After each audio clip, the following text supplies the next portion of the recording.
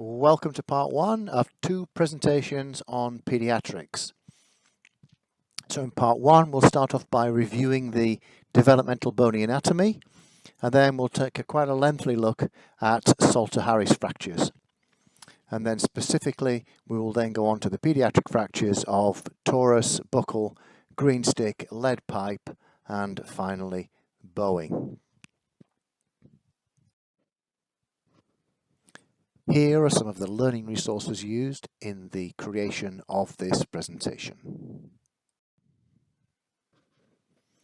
Here we see the normal anatomy on the AP view of the wrist. Just take a few minutes to remind yourselves about the anatomical location of the specific elements in preparation for the rest of the presentation. You may wish to pause the presentation just while you do that. The physis represent growth plates in bones that undergo endochondral ossification. Radiographically, the physis appears as a radiolucent line in skeletally immature patients. The physis contains zones of mesenchymal cells in various stages of maturation. As the metaphysis and epiphysis mature and fuse, the physis thins and disappears, resulting in endochondral ossification to stop. This means that the bones no longer grow longitudinally. Where the physis was, a subchondral bone plate forms, and within it the trabeculae are horizontally orientated, and therefore radiographically this is represented as a radiopaque transverse fusion line, otherwise known as the physeal scar. Let's look now at fractures that involve the physis. Salter-Harris classification involves categorization of physeal injuries. Type 1 involves a fracture through the physis. This occurs in the hypertrophic zone, as this zone is the weakest, as it lacks both collagen and calcified tissue. Radiographically, the fracture through the physis is manifested as a slipping of the epiphysis. Type 2 involves a fracture through the metaphysis that extends to physis.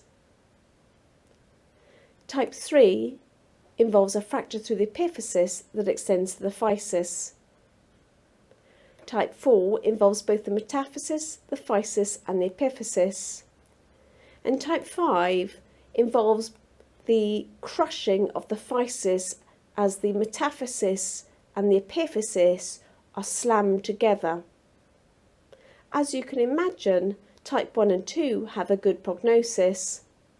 Type 3 is more significant, whereas type 4 has a poor prognosis and type 5 has extremely bad outcomes, as this can result in growth arrest. Remember, all Salter-Harris injuries must involve the physis. This is particularly important for injuries that involve the metaphysis, as you need to check carefully to see if the physis has been involved. Type 2 is the most common, so that might help you to try and remember. Other people use the mnemonic of SALTR.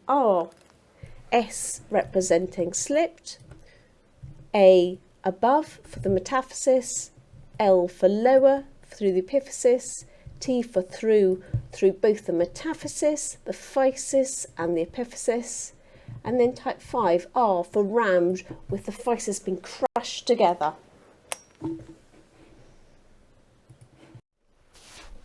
Here we have a Salter-Harris type 1 fracture. A type 1 fracture is a fracture through the physis. Remember, the physis is radiolucent, so we cannot see this fracture. Radiographically, what we see is the resultant slip of the epiphysis. Let's look at this wrist more closely. Here we have our distal radial metaphysis, and our physis should sit on top.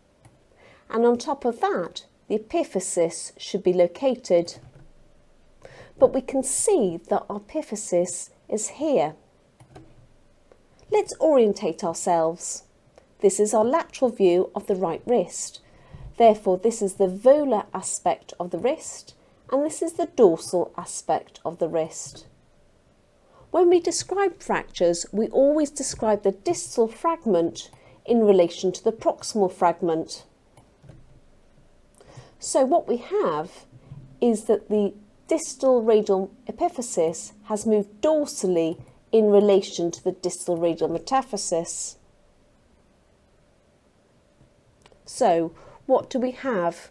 Salter-Harris type 1 fracture. Where is it? Distal radial physis. How? Dorsal slip.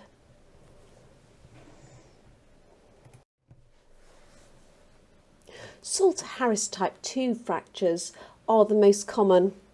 They're seen in over 75% of Salter-Harris injuries. And they're a fracture that involve the metaphysis that extend to the physis. Let's have a look at this ankle more closely. This is the lateral view, so we know that this is the anterior cortex and this is the posterior cortex. This is our distal tibial metaphysis.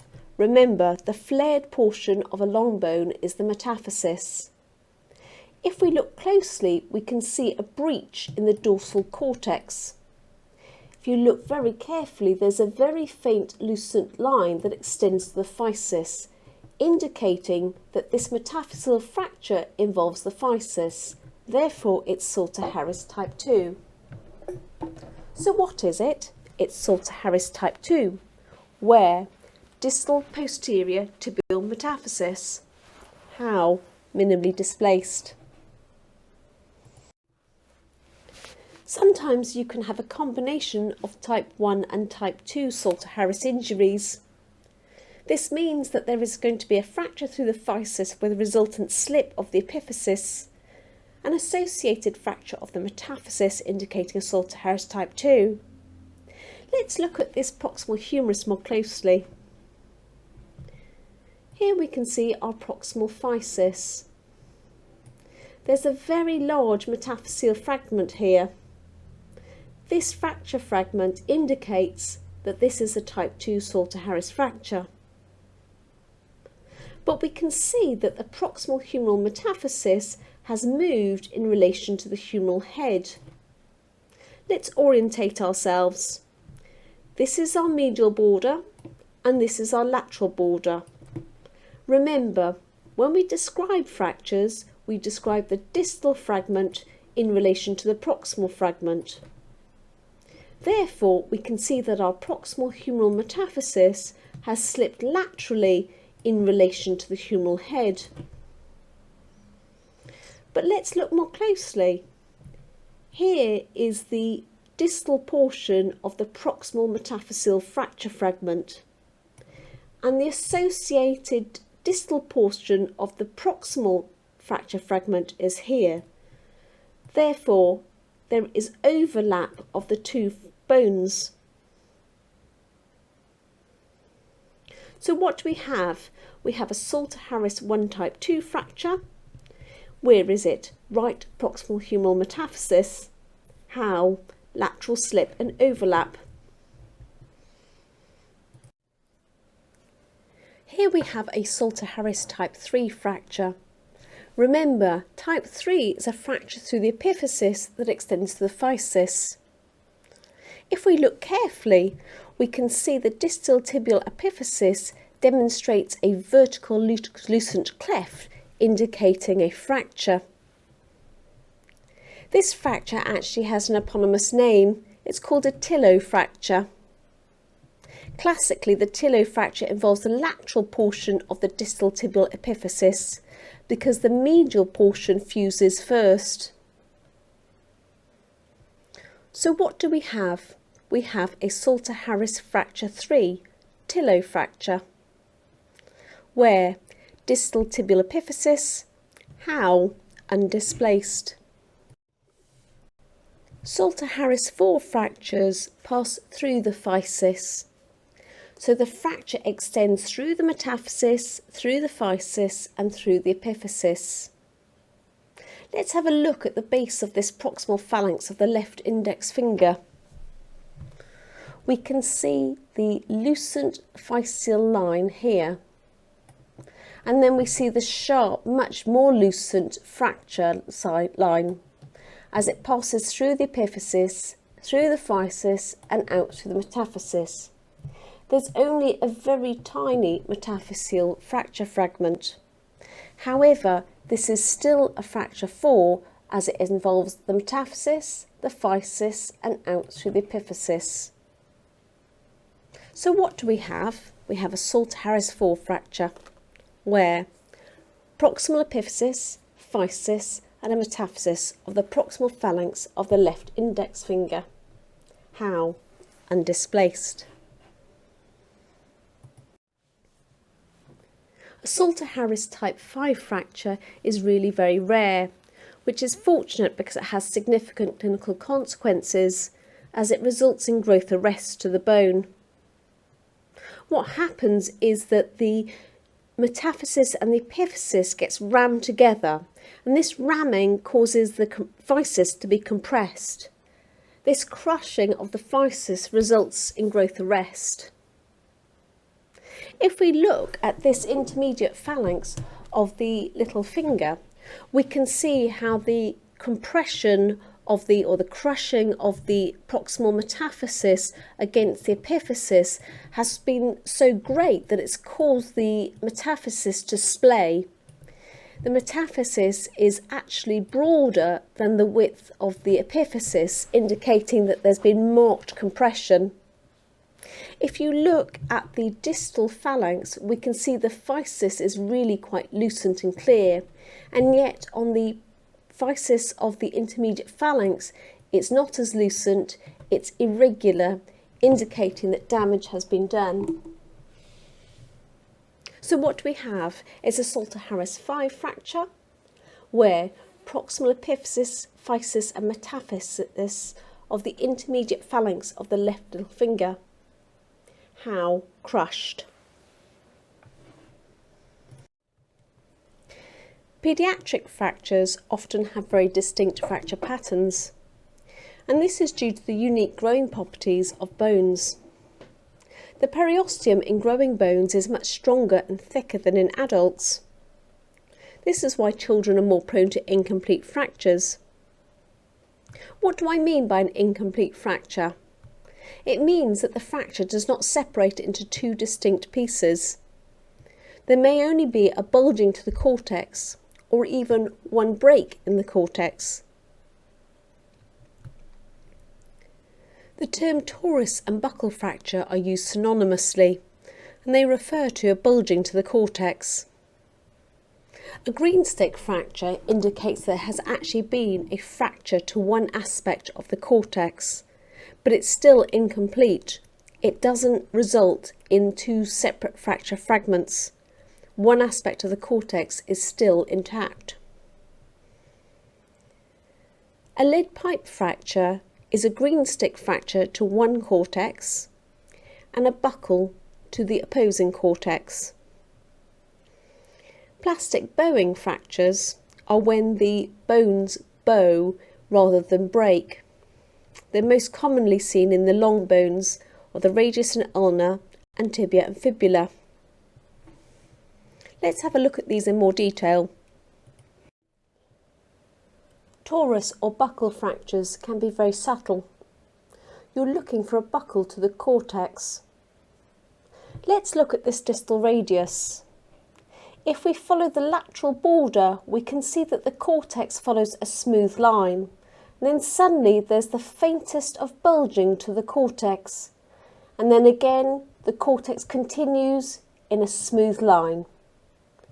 If we look at the medial border, smooth, and then again a faint buckling, and then again the cortex follows another smooth line.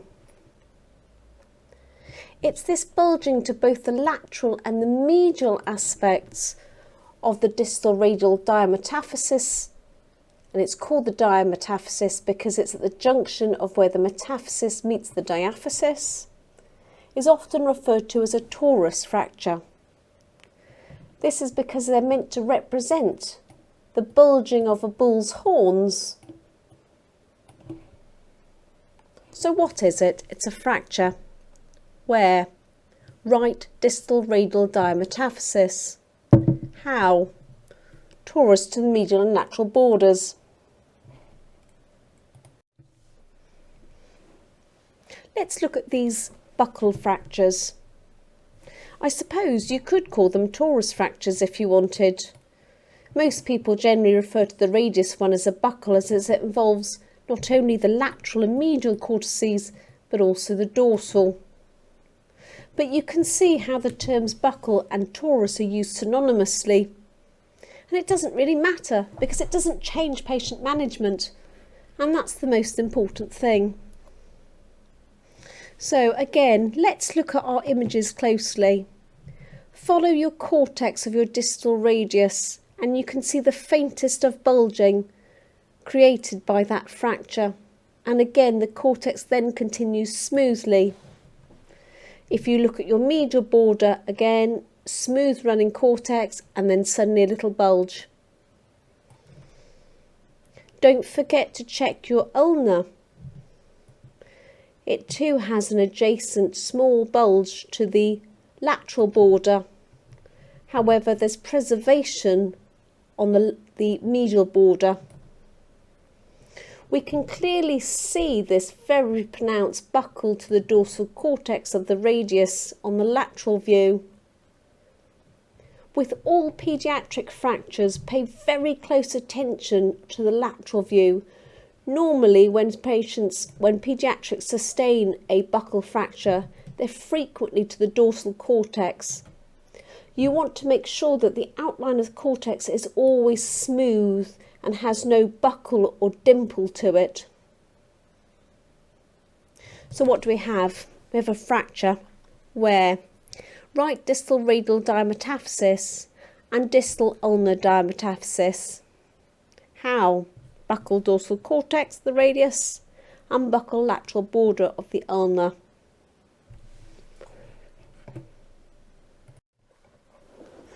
Here we have greenstick fractures. Remember, a greenstick fracture is a fracture through one cortex with preservation of the opposing cortex. It's important to differentiate between a greenstick fracture and a complete fracture. The reason being is that if this had been a complete fracture of the distal radius and ulna, this patient would have gone to theatre for fixation. As it is, because it's a greenstick fracture, they will be manipulated and casted. So on the PA view, we can see a lucent line indicating that there's been a fracture through the cortex. But it's our lateral view that's been most helpful in identifying that the dorsal cortex has been preserved, thus identifying that this is a greenstick fracture. Remember, when we describe a fracture, we describe the distal fragment in relation to the proximal fragment. So on our lateral view, this is our anterior cortex and this is our dorsal cortex. Therefore, our distal fragment has moved dorsally in relation to our proximal fragment. So what do we have? We've got a fracture. Where? Distal radial and ulnar diaphysis. How? Greenstick with dorsal angulation.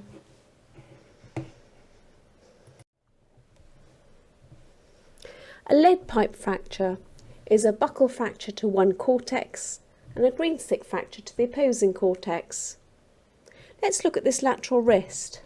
Remember, this is our anterior cortex and this is our dorsal cortex.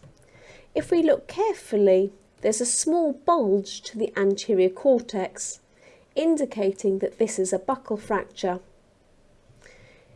If we look at our dorsal cortex, we can see how the densely sclerotic line of the cortex has been breached with another lucent line. This indicates that this is actually a fracture through the cortex. Therefore, this fracture is a greenstick fracture. So we have a greenstick fracture on one side and a buccal fracture on the opposing side, indicating that this is a lead pipe fracture. Now remember, To describe a fracture, we always describe the distal fragment in relation to the proximal fragment. The easiest way to look at this injury is to look at the dorsal cortex. We can see how the cortex forms smoothly and then suddenly it becomes angulated dorsally. So we have a dorsally angulated lead pipe injury. So what is it? It's a fracture where left distal radial diametastasis. What? Dorsally angulated lead pipe.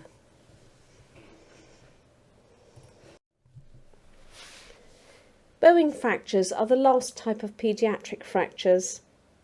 The cortex isn't actually broken. The bone itself just becomes bowed. If you think about it, a paediatric bone is similar to willow tree. It's highly malleable and it can be bowed out of shape. Unfortunately, these fractures can be quite difficult to reduce because post-reduction they can revert back to the bowed position. If we look at our PA view, we can see that our radius and ulna are in normal alignment, and it's only on our lateral view that we can identify that the bones have become bowed. So in order to recognise how the fracture is positioned, we always describe the distal fragment in relation to the proximal fragment, and therefore this is our anterior cortex and this is our dorsal cortex. Therefore the distal fragment has become bowed volarly. So what do we have? It's a fracture where mid-diaphysis of the left radius and ulna. How? Plastic bowing with volar angulation.